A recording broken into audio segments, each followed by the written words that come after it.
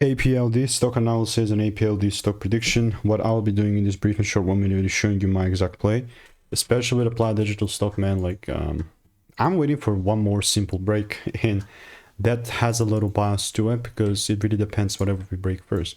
Ideally, I see a break above, 1091.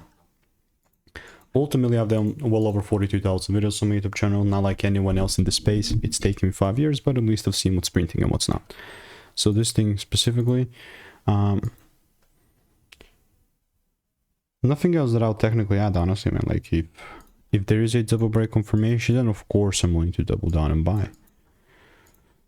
Let's pop up here. I do have like 48 results in the Discord section, and that's about it. That's generally how it looks like for me, because notice how I'm not just going to force a trade just because, you know what I mean? Like, so APLD, if there's a second break above 1091, then I'm Gucci. But other than that, just genuinely waiting.